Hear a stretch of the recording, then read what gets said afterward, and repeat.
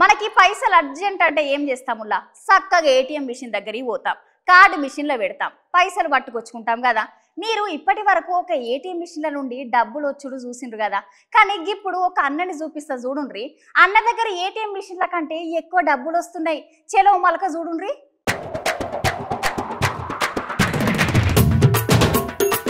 ఆగో 1 2 3 అబ్బరే బిడ్డ వెళ్తానే ఉన్నాయి కదా నోట్ల కట్టలు. చూస్తుంటే మనిషా లేకపోతే ఏటీఎం మిషన్ అనుకుంటారు కదా. వామ్మో వామ్మో.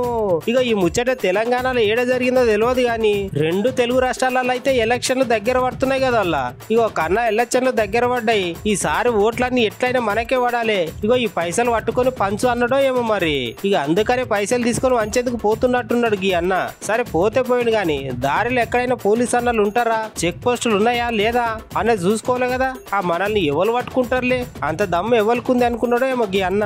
గింత భయం లేకుండా పైసల కట్టలు ఎన్ని పట్టుకొని పోతున్నాడంట. ఇక ఎందుకో బాగా డౌట్ వచ్చి ఇక చెక్ పోస్ట్ దగ్గర పోలీస్ అన్నలు జర ఆగరా బాబు అని చెక్ చేస్తే ఇక నోట్ల కట్టలంట. పోలీస్ అన్నలే మస్తు అంటే మస్తు పరిశాన్ అయ్యిర్రంట. అసలు గన్నిగానం కట్టలు లోపల ఎట్లా పెట్టుకున్నాడు అని ఒక్కసారి మీరే చూడుర్రి. ఇక నీకు ఉంటది పో తాత, మంచిగా ఒళ్ళంతా చింతపండు చేసి మీదికెళ్ళి కోలాటం తీసి కిందికెళ్ళి ముళ్ళ కంపలు పెడతారు.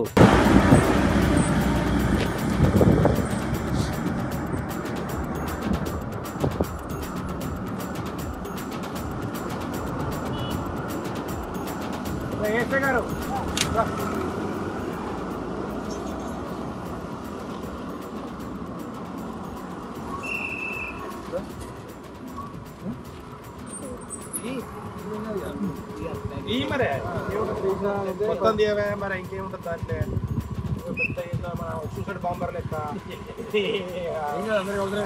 ఏముంది వాళ్ళ పిల్లలు దొంగడం లేదు చేస్తా దొంగ సోమి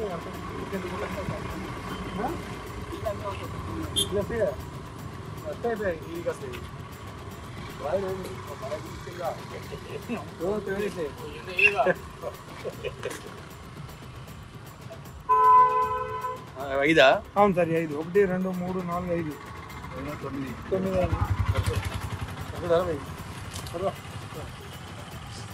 మంచి ఫోటో వెళ్తుర్లే పెడదాం.